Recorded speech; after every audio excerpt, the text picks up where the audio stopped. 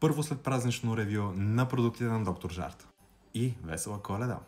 Искам да ми споделите в коментарите как си изкарахте на празниците, къде бяхте и колко храна успяхте да изядете.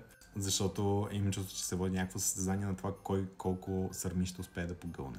Но нека да се захващаме сега с ревюто на тези два продукта, които ми бяха изпратени от бутика на Estée Lauder от Мол София, като определено имам какво да кажа и за двата продукта. Първо ще започна с маската за устни Vital Hydra Solution, която между другото формата и е на главата на мече, а нослето е сърчице. Но към същинската част на маската тя е дерматологично тествана, обогатена с хиалуронова киселина и хидратира наистина много добре устните. Харесва ми това, че няма абсолютно никакъв формат, лесно се разнася и изключително икономична. Това, което обаче не ми допадна при нея е, че трябва всеки път да я нанасям с пръсти, което на мен не ми допада, но за сметка на това продуктът е изключително ефективен и много добре хидратира устните. Продължавам с Vital Hydra Solution гел кремът за лице, който за мен беше много голяма изненада. Това, което ми хареса при гел кремът е това, че се усеща незабавна дълбока хидратация, също така като консистенция е изключително лек.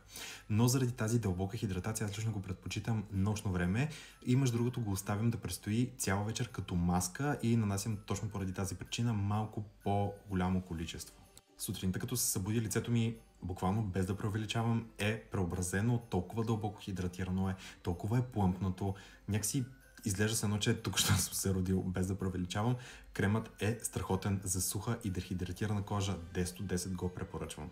За хора с мазна кожа обаче бих дал един съвет. Когато го нанасяте, нанесете съвсем малко количество от продукта, тъй като въпреки, че е гелообразен, той създава един защитен филм върху кожата, който може да ви се стори малко мазен, но въпреки това го оставете да действа, ще хидратира кожата ви наистина много добре и сутринта ще се събудите буквално с нова кожа.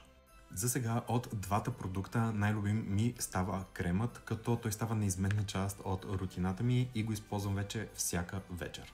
Маската за устни и кремът за лице на Доктор Жарт са налични ексклюзивно в магазинът на Estée Lauder бутик, който се намира в Мол София.